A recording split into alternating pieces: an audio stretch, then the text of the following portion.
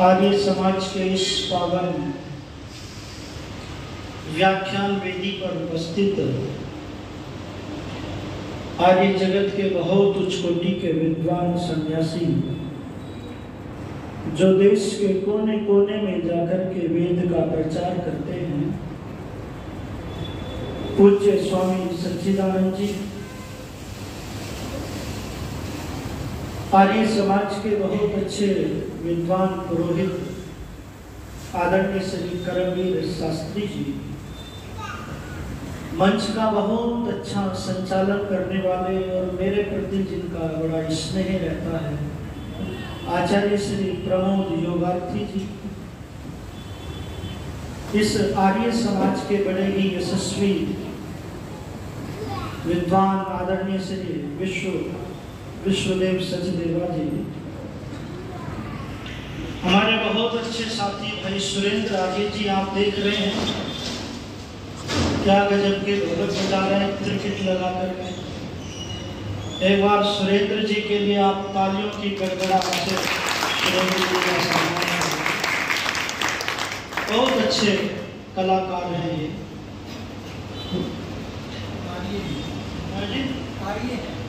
हाँ, ये सबसे बड़ी बात कह दी हमारे करमवीर जी ने कि इनकी सबसे बड़ी खासियत ये है कि इसके साथ में आर्य है। और बाल संबंध से हमारे बहुत अच्छे मित्र बड़े भाई आदरणीय भाई यतेंद्र जी अपने मित्रों के साथ यहाँ पर पहुंचे हैं, उनका भी अभिनंदन।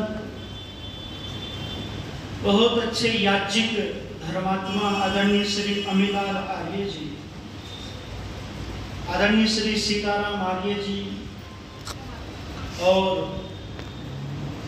हमारी बहन कल्याणी जी के बड़े ही यशस्वी धर्मात्मा पिता श्री महेंद्र कुमार आर्य जी, आदरणीय श्री राम कुमार आर्य जी, स्त्री आर्य समाज की बड़े ही कर्मठ यशस्वी प्रधाना श्री सिम्मी कांठपाल जी, और पूर्व प्रधाना जिनके संरक्षण में यह आर्य समाज का कार्यक्रम चलता है श्री सन्नो देवी ठकराल जी, आदरणीय हमारे संरक्षिका आदर्श लांबा जी, आदरणीय श्री कांता लांबा जी, आदरणीय श्री लाजवंती खन्ना जी, गीता मित्तल जी, सुदेश सरदाना जी, राकेश काटपाल जी, सत्या गखड़ जी, योगिता राजपाल जी, आदरणीय श्री उषा मदाना जी, वीना आर्या जी, सीमा मल्होत्रा जी, और गीता चोपड़ा जी, सुनैना बाहुजा, सुमन भद्रा, आदरणीय हमारी ये समस्त बहनें जो बड़ी श्रद्धा से अभिभूत होकर के, आदरणीय श्री आचार्य मान सिंह पाल जी,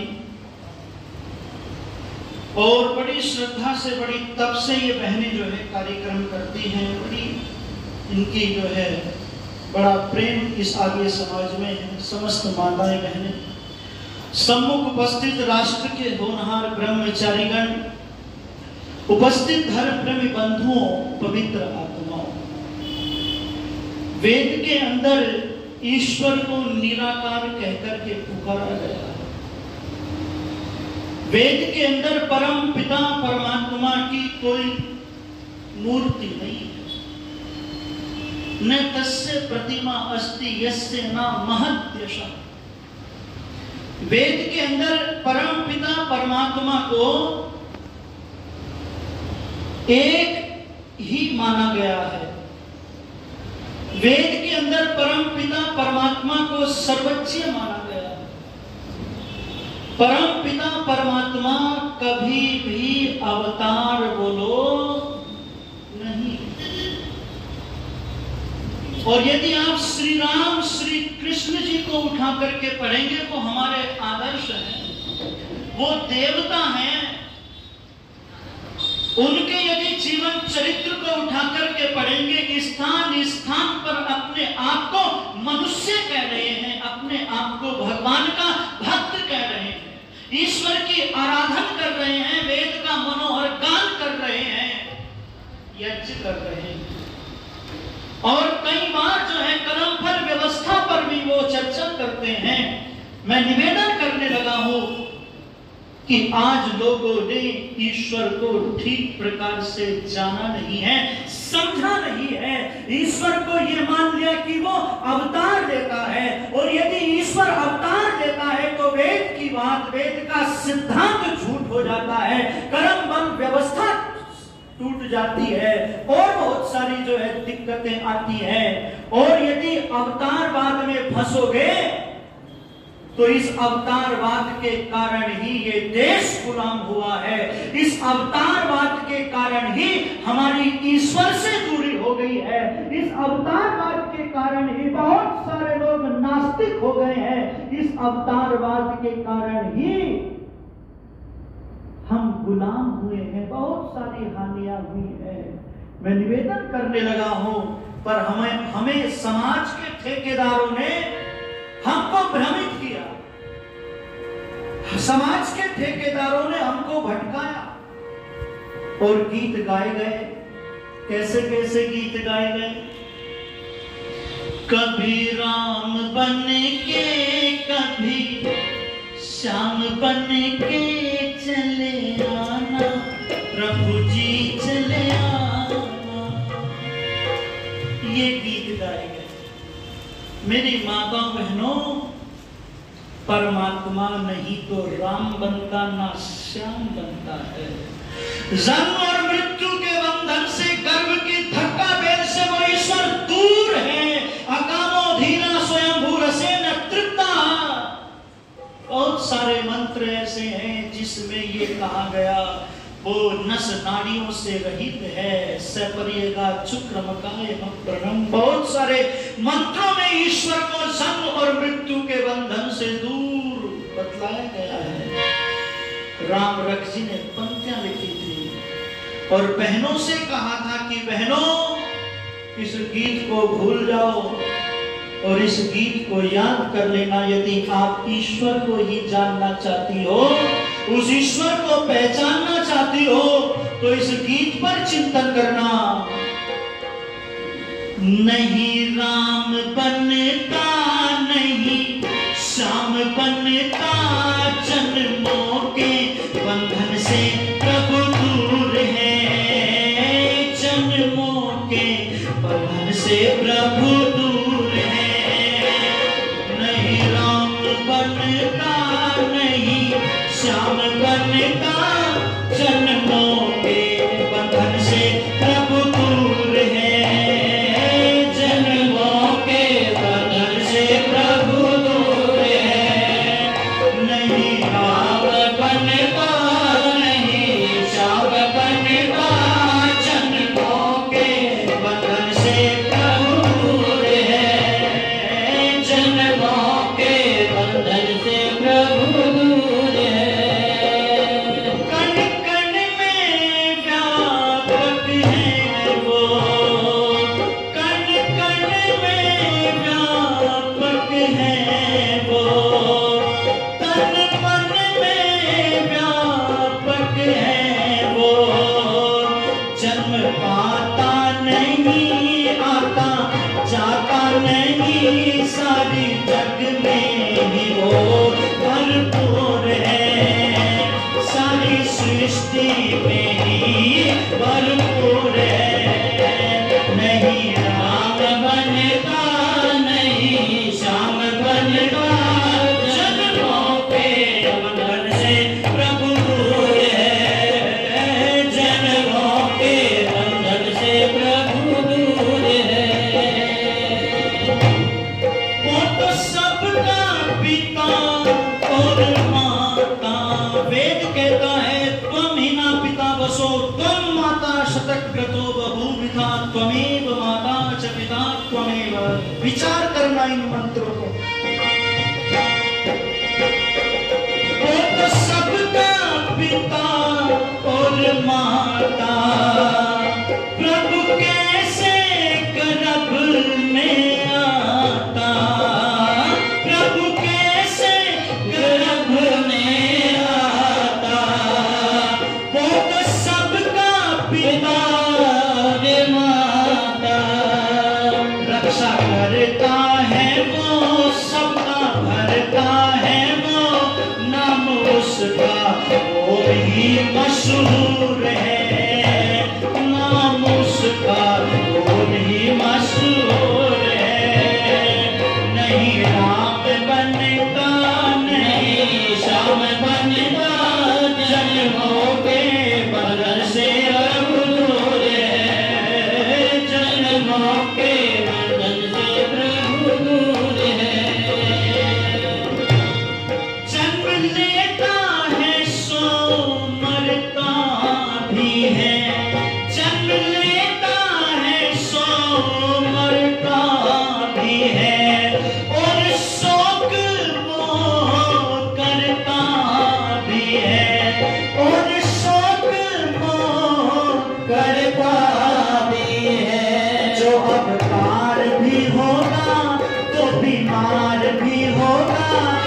अवतार भी होगा तो बीमार भी होगा, तन के संग में ये व्याधि जरूर है, तन के संग में व्याधि जरूर है।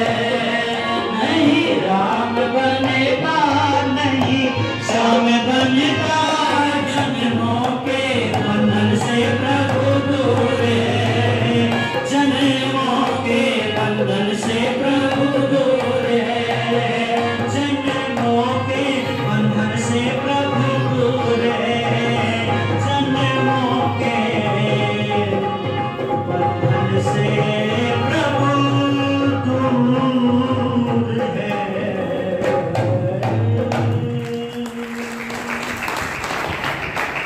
नहीं राम बनता, नहीं श्याम बनता, और जन्मों के बंधन से प्रभु दूर है। और जन्म लेता है सो मरता भी है, और शोक मोह करता भी है।